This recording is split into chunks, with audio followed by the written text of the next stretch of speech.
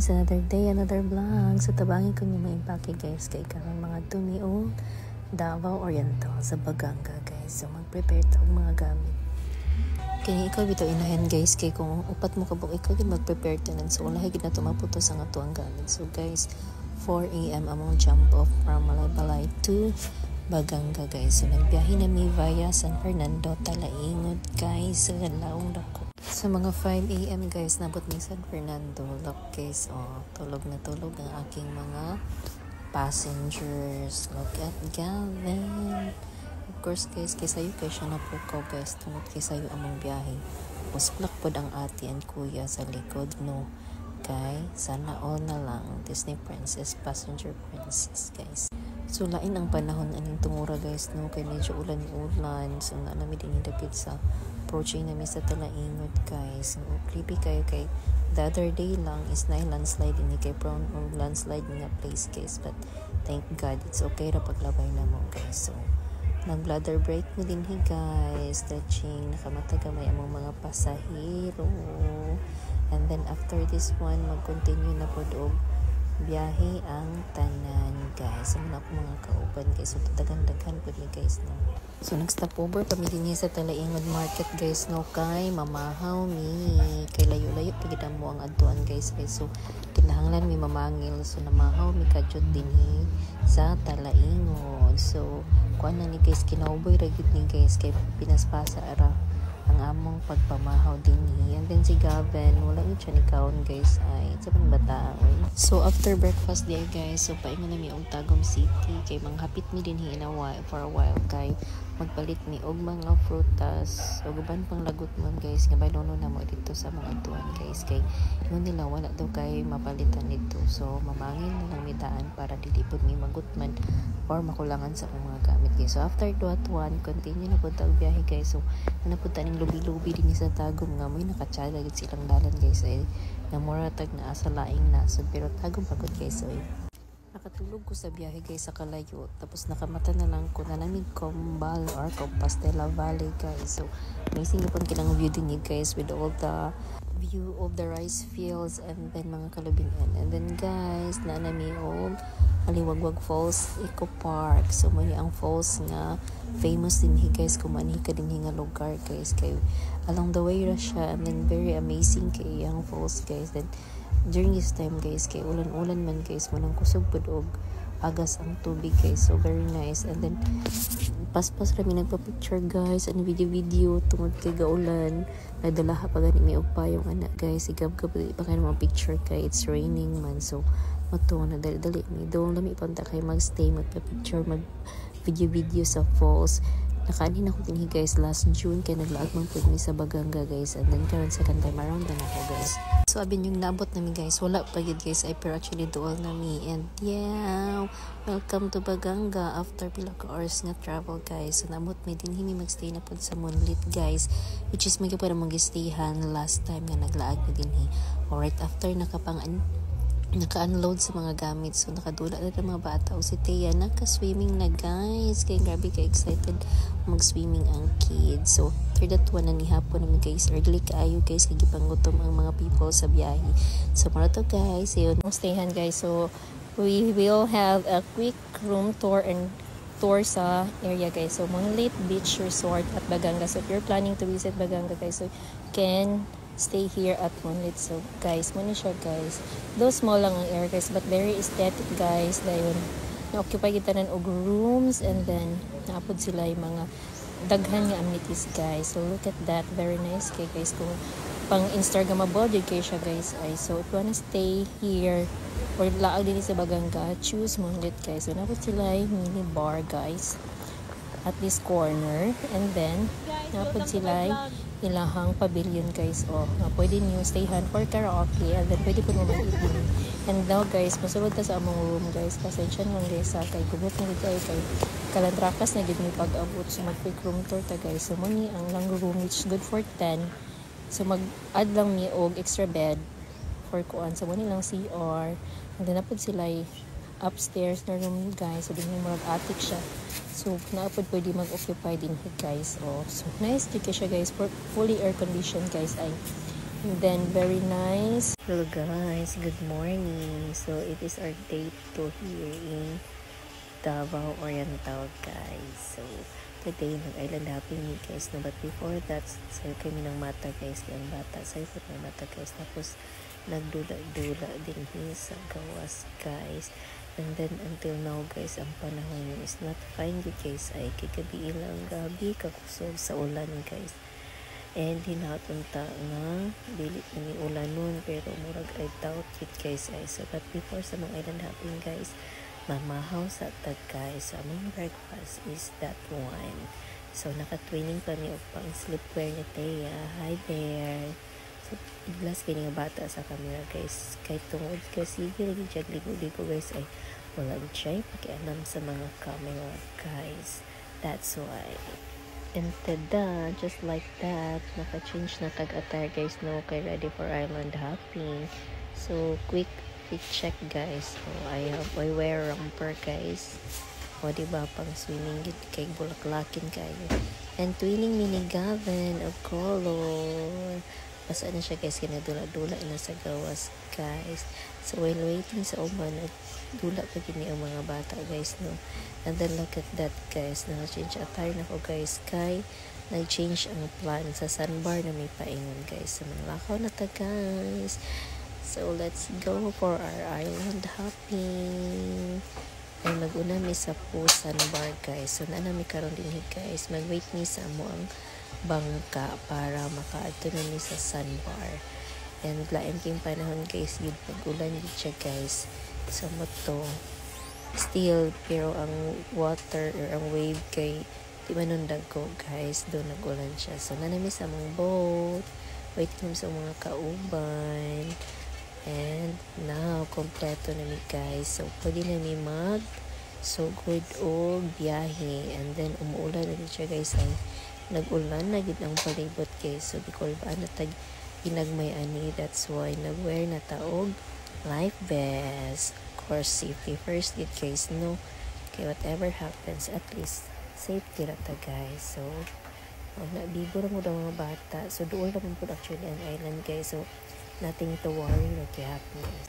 And tada, naabot na mi guys, so gibawi ra gyapon ang biyahe paingon din kay very nice kayo ang first stop na mga sandbar guys. So kung maayo lang gid ang panahon guys, no, kini siya kini siyang sand gini siya, wala kini siya water, but this time guys is nip tide, so digid maubas ang tubig dinhi guys tungod sa bad weather. But still nag-enjoy ang mga kiddos kay mabaw naman po guys, maglangoy-langoy, and then very clear man po ang water regardless sa panahon. And of course guys, akong pinamamalaki dinhi is ang pagbaligya og swaki or sea urchin guys, nga barato ra kayo. So si kuya gitapukan gid siya kay nahinam gid ang mga taga-bukid of course sa sea urchin nga fresh kayo. So si Gab-Gab nalingaw gid kay siya langoy-langoy guys. So nagamit gid mayo yung floater, no, di siya mahadlok sa dagat. And of course ni try pud ta guys kay di kompleto atong pag-ani sa sandbar guys, malita makakaon sa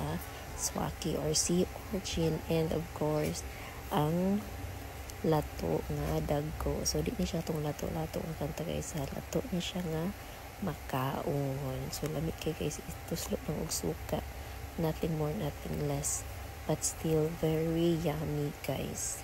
You must try it kung makaanhi mo din guys, kay namigit kay compared sa kanang naara sa mga market. And now guys, we're heading sa among next nga island, which is the San Victor. So this time guys, medyo dagko na gid ang balod guys, no, o diba guys, maglisod na migsaka sa bangka. So din himi mag-lunch day guys. Then right after this one guys, magbalik na ko dahil mi sa amo ang gistayhan. So si Gavin of course wag yapon siya ni kaon, nagasigira siya didi. And then grabe ka fine ang sun din ni guys, ay actually nice kay ni siya kung maayo lang ang panahon guys, tinaunta kay ang tubig, pero still tinuog yapon siya guys, though lain ang weather, no. So na-enjoy pa ang mga bata. Si Thea di na ko mahagilap sa camera kay nag-swimming gid siya kauban iyang mga cousin guys. Oh, go finally. Oh, diba dago kay mga waves guys. It's naman sila yung mga life gardening nga gabantay nin sa mga kiddos. While of course kita bantay pari gyapon sa atong anak guys no. Kay manirol na to as a mother sa matang vacation guys. So karon guys pauli na mi sa among stayhan guys kay kadyo tra mi nagstay sa San Victor kay ang weather gid is not good, and then kuan pod guys gipang tired na pod ang mga people, so di na mi guys. And now gabi na guys, so nakatulog na may naka-charge na ang mga people, o diba nakailis na ta guys, so mag party na ta before mag-go home tomorrow. So that's all guys, thank you for good morning guys, another day, another vlog. So third day na mo karon din sa Davao Oriental guys no. So karon mamauli na mi guys kay marag taod-taod na mi nang stay din hi. So nice kay ang morning guys. So finally sa mong stay din hi guys nagpakita ra gyud si Mr. Sun guys, ay kay pag-abot pa lang na mo lain na kay ang panahon gahapon niya nag-island hopping ni utrusad niya lain kay panahon, and now nga imbis mamauli na mi guys, o diba nice kay ang sunrise, maayo kay ang panahon guys, diba mura gid mi giungit-ungit, pero actually at least na happy ra gyud mi nga hindi mi ulanon karon sa among pagbiyahe pag-uli. So si Teya sayo kay siya nag-wake up guys kay gusto na pud siya mo hirit og langoy guys before mi manguli. So while ako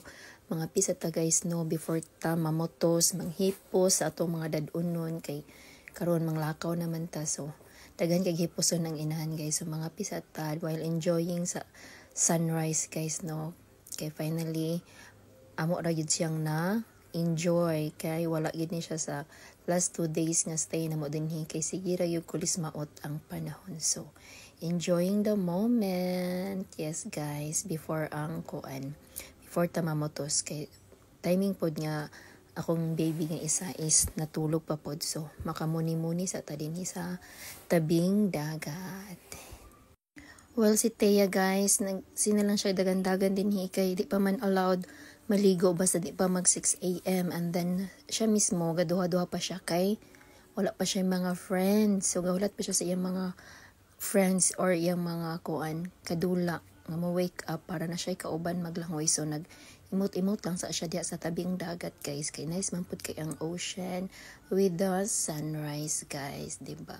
Oh so mato guys, oh look at that, nice kay ang view sa likod guys, very nice, very aesthetic. So tiwas tagkapi guys, and then taod-taod guys, of course nihilak na kay ni mata na ang among badungdong. So ito na siya siyang toys kay magkut-kut-kut-kut na po siya din sa daplin guys. So while ang ubad nagluto sa guys and preparing for our breakfast, so si Teya o diba nakaligo na yun siya guys, wala gyud ginahulat iyang mga friends kay gusto na yun siya masalom kay last naman nga makaligo sila dagat kay manguli naman mi guys, diba? O kanus ana pud ta makatilaw dagat ang mga taga bukid guys. So daod-daod na pod mo na nga ako na lang po na siyang gipasagdan guys. Well iyang manghod is nalingaw ra po dinhi nga side nagsigi og dula og balas guys. So mo ni siya dinhi ang view sa Monlit guys, actually gitawag na siya nga Monlit guys kay pag ang moon nice kay ang bulan gid dinhi guys kung maayo lang ang panahon. So at bang kayo last time nag-anhimi dinhi plaster kaya ang bulan guys. So karon mamahaw na ta guys before ta manglakaw mangbagil sa gyud ta guys. Ang inahan na pod yan among kuan is bulad lami kay ang bulad guys. So nakabulad-bulad na pod may og balik guys. O pero diba katabi niya is paksyo. So magpakaon na ta sa atong mga Janakis guys. Ayata. So after ani guys no ana jo ka video kay na busy na jo ko panghipos guys sa moto o mo ni atong outfit for the day guys. So mura na tag mosimba. O di ba? Hilig medyo kay ko og dress guys. O kay mas chada mo ng dress kay kun natay mahapitan niya chada nga spot, at least naka-forma tabalag nakagidlay ang inahan og atiman sa mga bata. So kami karon danami og panghipos sa among mga gamit. So nanami sakyanan ready to go na mi guys. So good luck. So taas-taas gid ni among biyahe karon guys no. So magabian gid mi ani pa uli. So muna ang baby excited na siya mag-uli. Dola niya ang pamati kay sakit-sakit iyang tiyan guys. Ay mamaze lang jud ka dinhi sa view going home guys kay seaside at the same time daghan kayo og malabian nga mga nice nga mga river and then bridges guys. Ay so before heading home guys napa din ni isa nga hapitan Og dito po ni mag-lunch ang Resort Cartagena. So nice kini siya guys, kay brackish water niya siya dinhi. Where seas water and freshwater nets guys. O diba nice kayo ang view guys. Actually last time pag anina mo kay kusog kayo ang current, and then mabaw-mabaw pa ni siya guys karon kay siguro sa gunson ang rain mo na kadaghan kayo og tubig. So ako kung gab-gab ako na lang ni siyang gilingaw-lingaw guys kay medyo lain iyang pamati guys. Sige siya og poop siguro tungod kay hangin kay gahapon sa among island hopping, pero nalingaw gyapon siya og tudlo-tudlo sa tubig guys. Okay, naibog kay siya kay gusto siya maligo, pero di man ko maligo guys kay na magbiyahe naman, at the same time magmanya ni siya way maatiman sa iya ha guys no. So yang ati ra og other kids ang nag-swimming, so dili pwede mag-swimming din hinga walay life jacket guys kay kusog ang current, pero nice kay bugnaw kay ang tubig din guys, malingaw jud ka. Pati mga bata first dili pa unta kay paulit na lagi, pero kadugayan of course nakadaog gid ang mga kids guys, nakaligo gid sila og nakatusmaw gid sila dinhi sa lake, pero di man kamahayan kay very nice man kay guys. So after that dito mi nag-lunch guys, nagbiyahe na pod mi continue towards Mati guys. So karon guys abot na mi og Mati, so layo-layo pa kay mi guys no. Nahapna na lang yun mi og biyahe guys, ay nanakit na mo sampot, but it's all worth it man pud mga laag guys, kay talag sila mong makalugsong no. So karon guys kay we don't know kung kami makapanihapon guys no, so namalit na lang mi daan sa 7-Eleven og mga pagkaon. So napalit ni aning tuna cheese para natay pang bangil kay layo pa atong adtuan guys. So wala na mi maagian niya pwede makapani hapon kay medyo mingaw-mingaw na ang place nga among labyan guys, kay bagi mi og Talaingod San Fernando guys. So mga unta guys, nagpalit pod mi og mga kining spam guys with cheese and rice. So sakto na kay pang bangil, wala mga kids napod sila i-own nga mga gipang order. So mora to guys, till next time biyahe paghapon mi. Actually guys nakabot mi sa 10 PM na sa gabi guys ay. So that's all, bye.